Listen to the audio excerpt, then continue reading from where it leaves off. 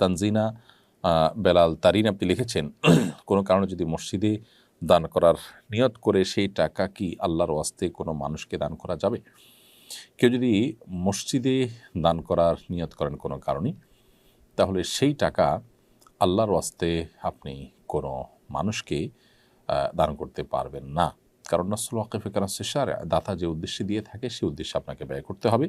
দাতার যে বর্ণনা সেটা শরিয়ার বর্ণনা হিসাবে ধার্য হয় এবং বিবেচিত হয়, যার কারণে দাতা যদি মসজিদের জন্য দিয়ে থাকে আপনাকে মসজিদে দিতে হবে। দাতা যদি কোনো সাধারণ গরিব মানুষকে দিয়ে থাকে তাহলে গরিব মানুষের জন্য করতে হবে, আপনি সেটা মসজিদে ব্যয় করতে পারবেন না। হ্যাঁ, এক মসজিদের জন্য দিয়েছে, সেই মসজিদে আর প্রয়োজন নেই, তাহলে আরেক মসজিদে আপনি দিতে পারেন, সেম ক্যাটাগরিতে আপনি দিতে পারবেন। এমডি আরাফাত এর থেকে আপনি রেখেছেন, সকল মন্দ কাজের আসক্তি থেকে কিভাবে দূরে থাকা যায়। আল্লাহ সুবহানাহু ওয়া তাআলার কাছে আশ্রয় চাইবেন এবং নিজের জায়গা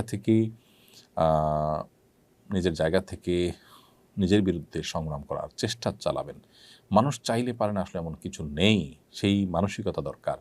আপনি মন্দ কাজ থেকে বাঁচার জন্য সিরিয়াসনেস দরকার, সেটা যদি আপনার মধ্যে থাকে তাহলে এটা অসম্ভব নয় এখান থেকে দূরে থাকার। সন্তান নেই, নেককার সন্তান লাভের দোয়া শিখিয়ে দিন।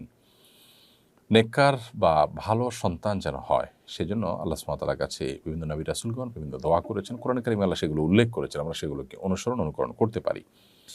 যেমন ইব্রাহিম আলাইহিস সালাম, জাকারিয়া আলাইহিস সালাম, তারা প্রত্যেকেই আল্লাহ সুবহানাহু ওয়া তাআলার কাছে ভালো এবং নেক সন্তানের জন্য দোয়া করেছেন। সেরকম দোয়াগুলোর মধ্যে থেকে একটা হলো রব্বি হাবলি মিনাস সলিহিন, হে আল্লাহ আমাকে নেক সন্তান দান করুন, রব্বি হাবলি মিনাস সলিহিন। আরেকটি দোয়া হলো রব্বি লা তাজারনি ফারদা ওয়া আনতা খায়রুল ওয়ারিসিন, হে আল্লাহ আপনি আমাকে একা রেখে দিবেন না, আপনি সর্বোত্তম ওয়ারিস এবং উত্তরাধিকারী। সেই সাথে আরেকটি দোয়া আছে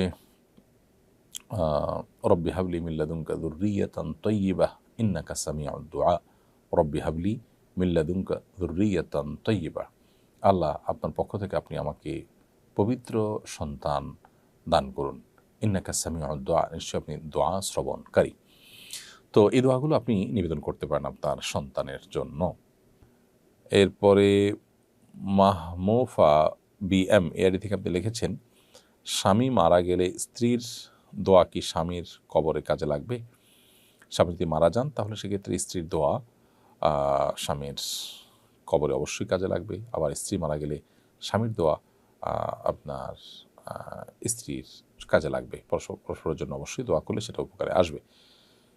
তসলিমা ইতি আপনি লিখেছেন, স্বামী স্ত্রীর মধ্যে ভালোবাসা বৃদ্ধির কোনো আমল থাকলে জানাবেন। সন্তান যাতে সুসন্তান হয় তার জন্য কি আমল রয়েছে? স্বামী স্ত্রী পরস্পরের ভালোবাসা বৃদ্ধির জন্য একে অন্যকে উপহার ও উপঢৌকন দিবেন। নবী করিম সাল্লাল্লাহু আলাইহি ওয়াসাল্লাম বলেছেন, তোমরা একে অন্যকে ভালোবাসা না হলে, পরস্পরের মধ্যে সম্প্রীতি তৈরি না হলে তোমরা ভালো মুসলমান হতে পারবে না। এরপর তিনি বলেছেন যে আলা আদুল্লুকুম আলা শাইইন ইযা ফাআলতুমুহু তাহাবাবতুম আও কামা ক্বাল, তোমাদেরকে এমন একটা টিপসকে আমি বলে দিব না যেটি মেনে চললে তোমরা একে অন্যকে ভালোবাসতে পারবে, তোমাদের মধ্যে পরস্পরের ভালোবাসা তৈরি হবে। তখন তিনি বলেছেন যে তোমরা আফসুস সালাম বাইনাকুম, পরস্পরের মধ্যে সালামের প্রচলন ঘটাও। সালামের আদান প্রদান মানুষের মধ্যে সম্প্রীতি তৈরি করে, সেই সাথে হাদিয়ার উপঢৌকনের আদান প্রদান মানুষের মধ্যে সম্প্রীতি তৈরি করে, এটিও হাদিস দ্বারা প্রমাণিত। এই জন্য স্বামী স্ত্রী পরকে বেশি বেশি করে সালাম দিতে হবে, সালামের জবাব দিতে হবে, শুনিয়ে দিতে হবে উচ্চস্বরে, খুব ভালো করে মহব্বতের সাথে, সেই সাথে উপহার উপঢৌকন আদান প্রদান করতে হবে। এগুলো ভালোবাসা বৃদ্ধির জন্য সহায়ক। সেই সাথে আল্লাহ সুবহানাহু ওয়া তাআলাকে স্পেশালি দোয়া করবেন একে অন্যের প্রতি সম্প্রীতি সৌহার্দ্য যেন আল্লাহ তাআলা বাড়িয়ে দেন, দূরত্ব যেন আল্লাহ কমিয়ে দেন। আর নেক সন্তানের জন্য রব্বি হাবলি মিনাস সলিহিন দোয়াটি পড়তে পারেন। রব্বানা হাব লানা মিন আজওয়াজিনা ওয়া যুররিয়াতিনা কুররাতা আ'ইউন ওয়াজআলনা লিল মুত্তাকিনা ইমামা, কোরআন কারীমের এই আয়াতটি পড়তে পারেন। তারপরে রব্বি হাবলি মিন লাদুনকা যুররিয়াতান তাইয়্যিবাহ ইন্নাকা সামিউদ দুআ, আল্লাহ আপনার পক্ষ থেকে আপনি আমাকে পবিত্র সন্তান, ভালো সন্তান দান করুন, আপনি দোয়া শ্রবণকারী, এই আয়াতটি পড়তে পারেন। এগুলো সবগুলোই নেক সন্তান লাভের দোয়া, বিভিন্ন নবী রাসূলগণ পড়েছেন। আব্দুল লতিফ আপনি আমাদের ইউটিউব চ্যানেলে লিখেছেন, হারাম রিলেশন থেকে বের হওয়ার জন্য মেয়ের সাথে কথা যদি না বলি, মেয়ে কান্নাকাটি করে, তাতে কি আমার গুনাহ হবে? না, মোটেই না। বরং আপনি কেউ কাঁদুক আর হাসুক, আপনি অন্যায় থেকে বিরত থাকবেন। আপনি অন্যায় থেকে বিরত থাকাটা আপনার কর্তব্য।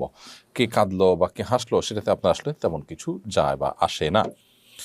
তো একজন মুসলমান হিসাবে আপনি অন্যায় থেকে বেঁচে থাকবেন। আমরা অনেকেই অবৈধ সম্পর্ক হয়ে গেলে মনে করি যে এটা ছেড়ে দিলে তিনি মনোকষ্ট পাবেন, তার সাথে প্রতিশ্রুতি রক্ষা করার বরখেলাপ হবে। এটা আসলে ভুল কথা। কারণ হলো কোনো মানুষ তিনি তার জায়গা থেকে